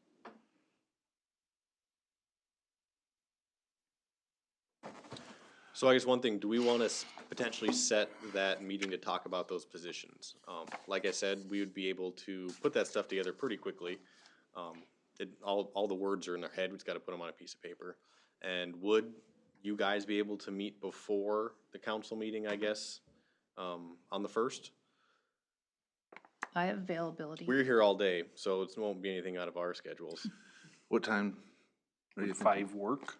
Is that soon enough? Yeah, I think 5 would work enough for us. Would that work for you? I know Yeah. some of you guys have things you're doing throughout the day, and so it may not work. It's fine. Sean? Yeah, Okay. right now I'm good. Josh, when you prepare that information, I would appreciate understanding the history of when you talk about seasonal employees, what's the full-time equivalents that we're Yep. talking about? What are we gonna be at? What historically have we been at or about? To know to the degree you can estimate what has changed in our town and how has our staffing changed with or hasn't it changed with it? Yep, I will, my hope is to have more information than you want to read. And I understand, we're talking about community development and permits and things like that. Some cities are going to online permitting process. And someday we'll probably end up there. How does those things factor in your thinking and positions and all that type of thing? We already have that. Do we? So you can get a permit without talking or seeing anybody? You could if you wanted to. We have to process, we don't just let people automatically fill out permits without any interaction on the back office, but yeah, I mean, you could apply for it, get issued, and inspections online if you wanted to. Yeah, and I was just thinking of what Shakopee's just came out with. Is it similar? Is it similar? Do you know what they're doing? Yeah, we're actually one of the first cities in the county to have that. We are currently in a situation where we're upgrading the version, just on a general maintenance type thing, to a newer version, but yeah, we have that. Some issues with it because the update needs to occur, but couldn't do that till our IT stuff was done last year, and then COVID kind of delayed everything, but yeah, we have that. But software like that might be why we've been able to get by with just Ken for a while too, because it is a general time savings of not having to deal with all the paper and the. Right, and I really am glad to hear that because you weren't here, but we spent, what, $200,000 on our software in the last few years, so at least from my perspective, it seems like we did invest a lot, so I'm glad we're getting some dividends from everything we're doing. But at that time, part of the rationale is it would help us with our personnel costs in the future, so. Yep. Okay. Well, I will, sorry. Go ahead. No, I'd like to see where some of that information about the 499 fund and how much is sitting in there, and what about the pandemic CARES money? If there's a way to whitewash that and perhaps pay, I know the first time around, and I know the rules have changed drastically, but the first time around, we were able to use it for health and, we could rent golf carts, and maybe that's something we can fix the Northside Park situation with. So yes, in terms of answering your question, our 499 fund has about $227,000 in it, ish. And in terms of CARES, so that money is not available, but that ARPA money that I know that we talked about, that we approved, our auditors are looking at it and hope to have information to us within the next couple of weeks about what they see as our ability to count as lost revenue, which would then make that money ours. And then we could have a discussion on how we want to go about that, whether we want to try to balance some budget or if we want to try to build like an equipment replacement fund so down the road we're not having to bond for as much equipment and save money that way or that sort of thing. So yeah, once we get those numbers, we'll have a better idea of what we'll be pigeonholed into spending that on and what we'll be able to more freely spend on. And then when is the individual department heads gonna present their budgets? So I kind of figured that the enterprise funds that are left, the sewer, water, that sort of thing, we'd all kind of come together at a single meeting and just kind of go over what they were individually looking at, if that works for you guys. No, I'd like to sit down with the department heads and go line by line like we have in the last 10 years. That's how we've done it in the past. I mean, we can do that. I mean, I was hoping that some of the back end work we did, so you guys wouldn't have to spend as much time doing here. But I mean, if that's something that the council wants to do, we can certainly do that. Well, there's been several flags that people have had questions on that, why is subscriptions going up 200%? And there might be a good reason for that, but whatever, I'm just saying. I want to be able to see that information. Yeah, I mean, I can pass on those sheets to you, and if the rest of the council would like to have those meetings, we can certainly schedule them. Well, you've been part of it. You saw how Mike did it the last time. I've done it that way for 10 years. I've been very comfortable with it, but. Yeah, I'm not sure if you were at the meeting that we kind of talked about it, but my answer to that question when it was posed at one of the last meetings was that I didn't feel we need to go into that much detail. If there are particular questions about particular line items, I think maybe you can add. I think there's value in having the department heads talk, so it gives their kind of their year in a review kind of summary, especially the police and some of the others. But not necessarily go through every line by line, unless there's particular questions that maybe, to save time, maybe you could highlight them ahead of time, so then you can ask the particular questions and just answer those questions instead of going through everything. Yeah, and when I say line by line, I mean, we literally didn't discuss every line, but as the department heads presented their budget, we could look through and say, oh, what's this for? What's this for? What's this for? That's all I'm talking about. I'm not gonna have to, Matt, how do you justify this line 106, but. I guess I would rather have the department heads say, indicate that in a particular item is increasing 200%, and here's why. I mean, 200% is a lot, or even 100% is a lot, and here's why. I personally did not feel a lot of benefit by going through line by line on each item. It was tedious, which isn't a good excuse to use not to do it, but I just feel that certainly we have a fiduciary responsibility, but we also need to trust our department heads to bring information to us that is important and relevant. And my answer would be that we do due diligence by asking each one of the department heads the questions that we have for them, so. Well, I don't, So maybe the thing to do. Sometimes I've been worried that we haven't got the full picture.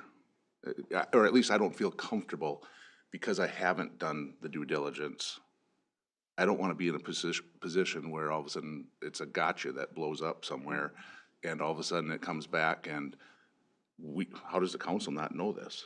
And I mean, there's multiple instances over the 10, 12 years that I've been here that I can say, some were big, some were small, but I know for a fact that we didn't get the full, nobody directly informed me. Now, whether they informed the mayor at that time and he said forget it or whatever, that could have been very true too, but I just want to make sure I'm doing my due diligence so there isn't a gotcha moment where all of a sudden, So Sean, we look like the. if I can interject just a little bit.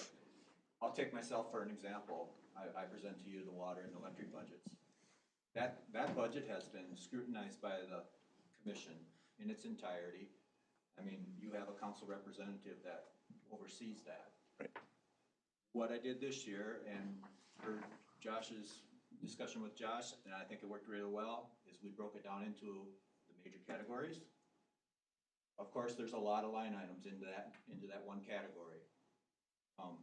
If you have an individual question that category has changed significantly, I understand, and I'll have that information to share with you.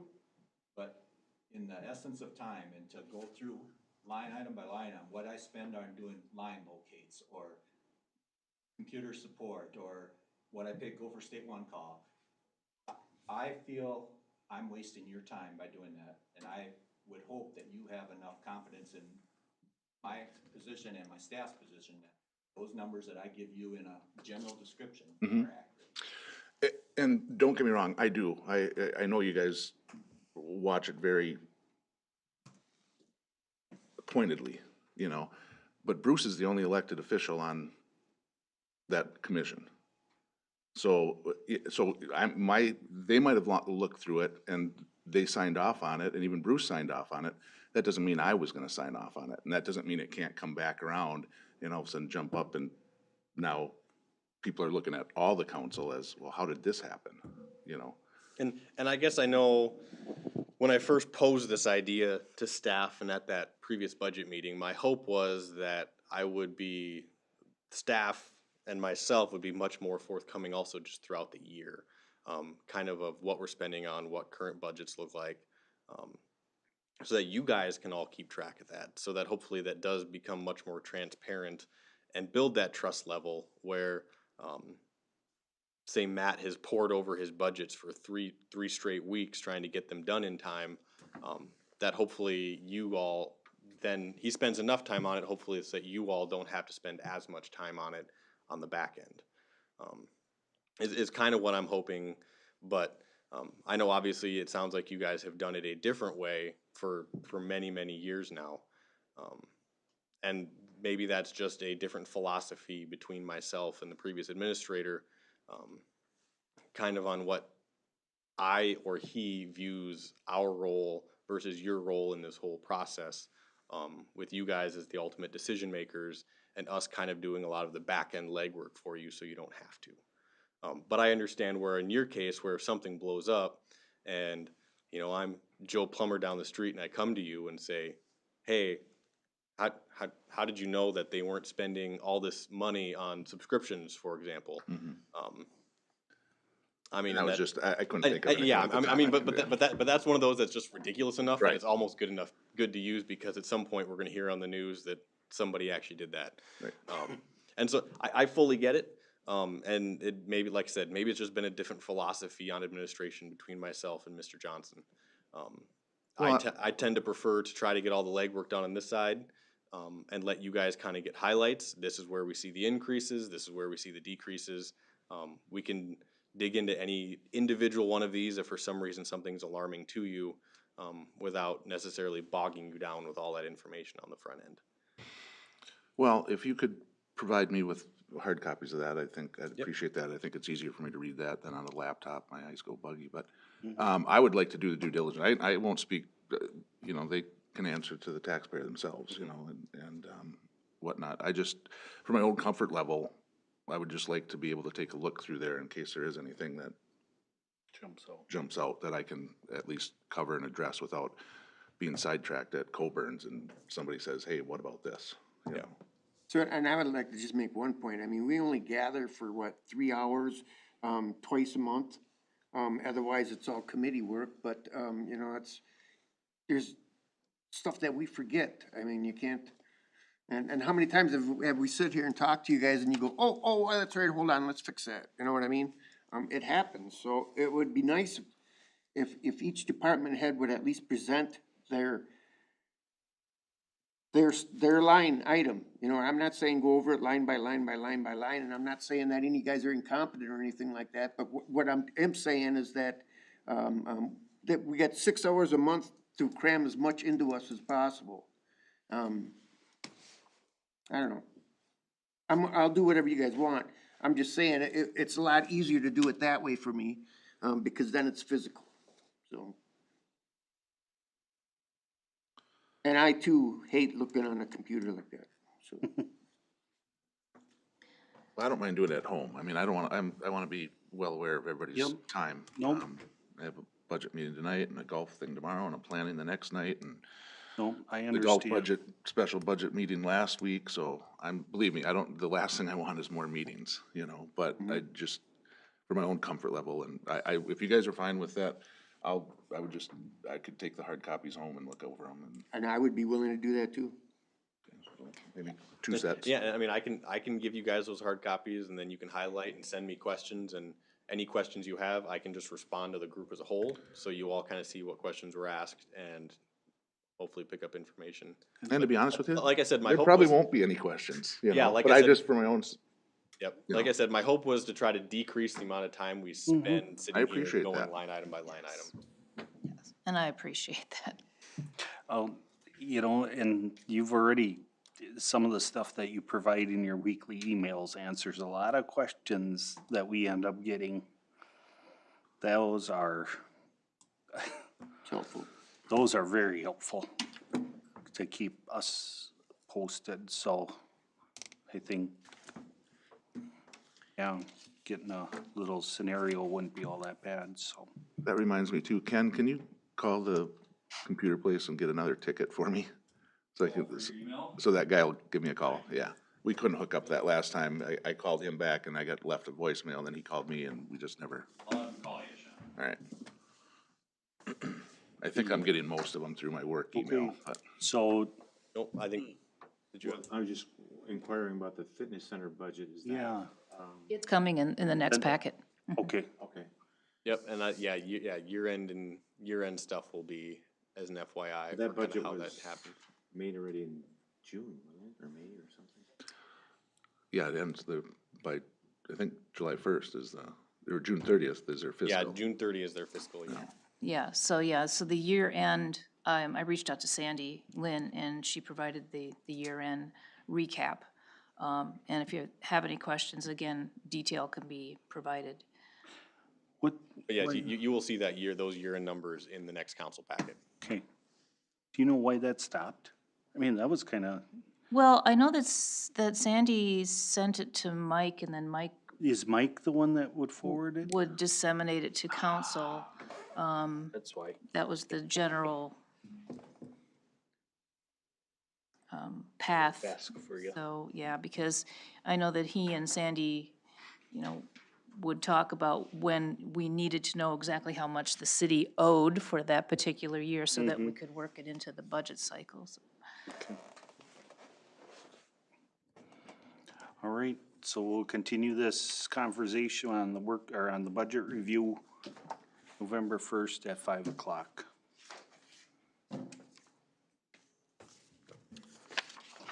In the closed session, I think. So with that, we're gonna go into a closed session pursuant to the statutes 13D.03 to hold a closed meeting